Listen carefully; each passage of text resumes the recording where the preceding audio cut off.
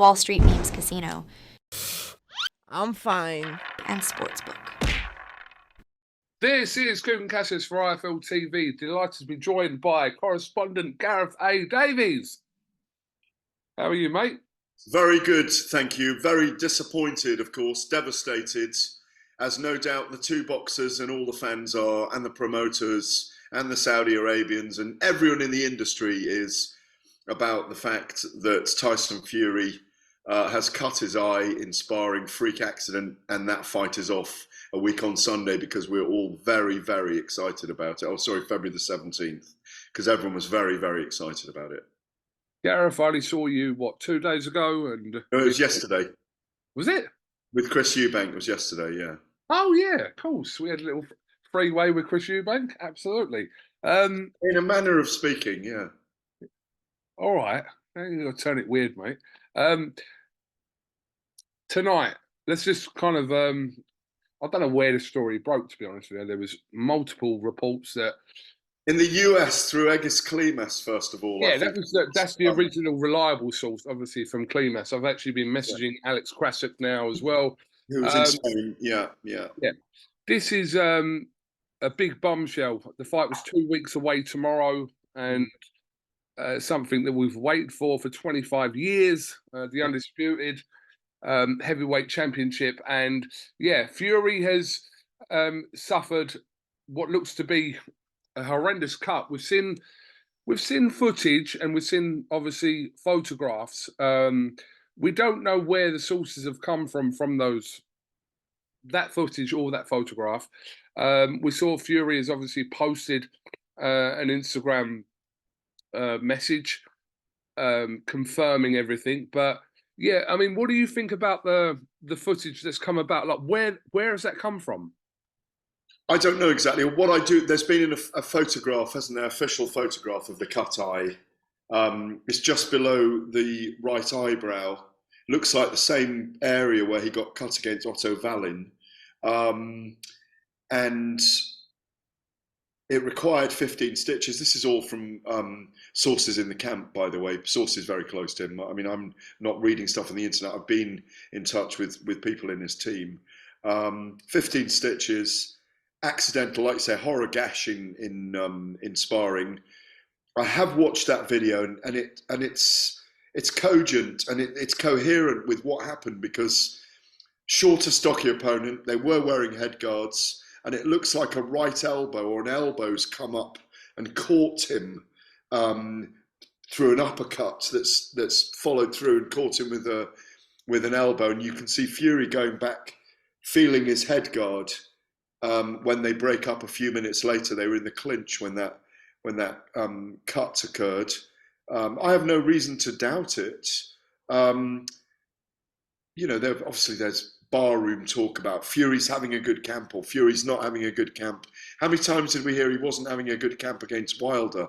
You know, you hear all these things all the time. It's part of the evolution of a big fight event. The tragedy is that he's got a cut on his face and he's requiring stitches, and medically he's not in a fit state, and he isn't, to have this undisputed fight that we've all been looking forward to so much. I feel so sorry for him and for Usyk as well.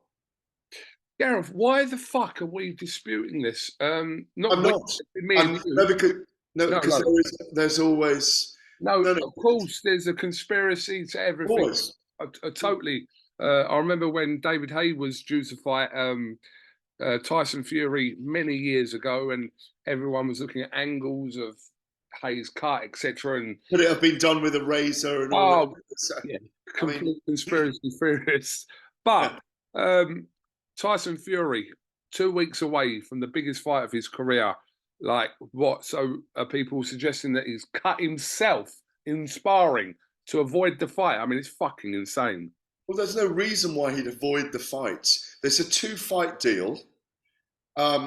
He could lose one and win one. As I've said, I always felt it would be a controversial draw, the first fight. That's where I nailed my colours to the mast. You know, look, it doesn't make any sense that someone would, at this stage in their career, with this is £100 million fight.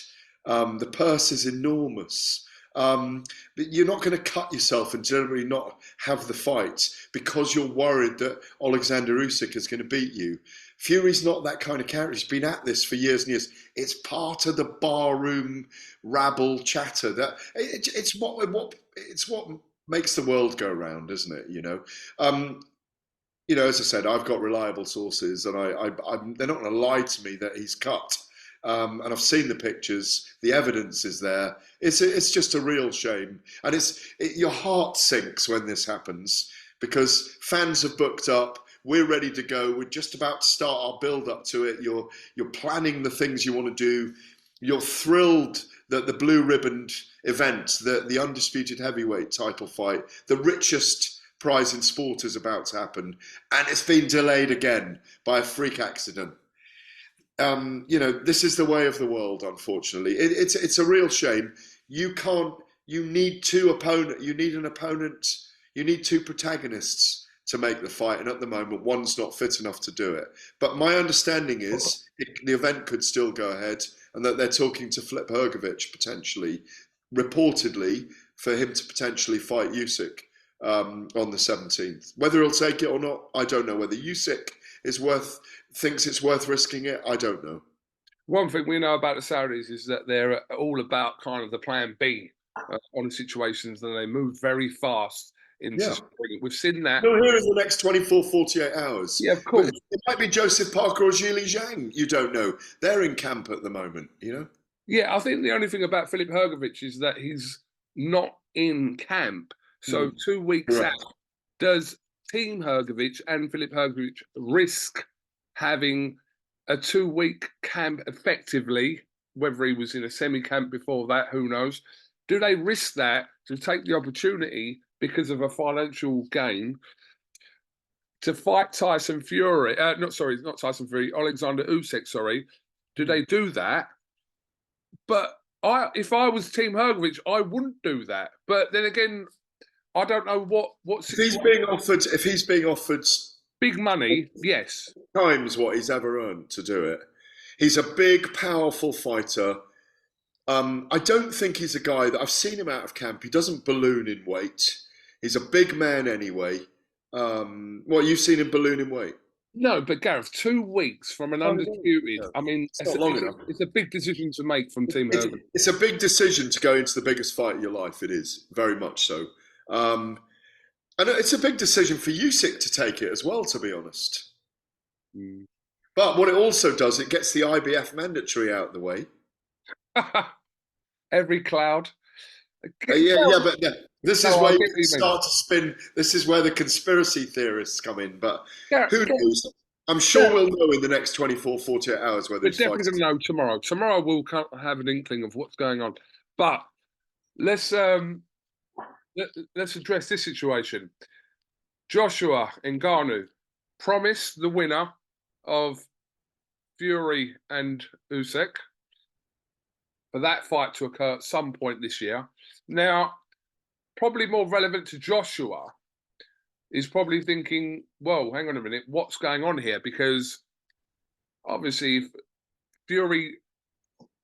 forget Fury for a second for the purpose of this comment, but if Usyk is going to fight Hrgović, that changes what's going on with Joshua to a certain extent.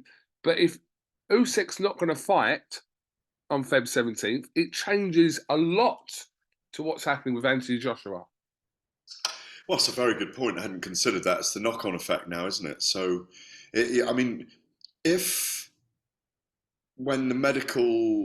the doctors have a look at Fury and they say that the healing will take 4 months, I suppose then he's got to get into camp again.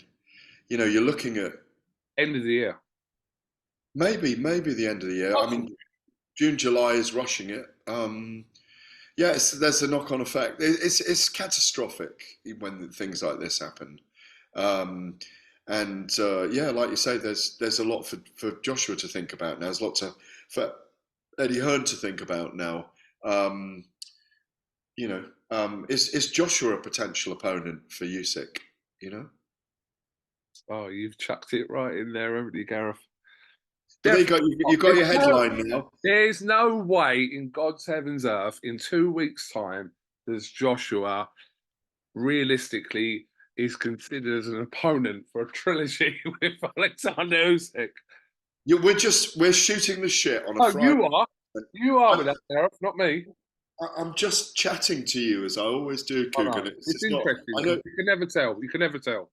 You just don't know, and the amount of money that's available and all those kind of things involved with it, you just never know. I've got to go on to my next bit of work now. I've got to go back to writing. One more question. Yeah. Do you think there's a possibility that no event takes place on Feb 17th? If they can't get the main event, obviously we know that the undercard's okay, but it's not really from what we can tell from the Saudis' vision.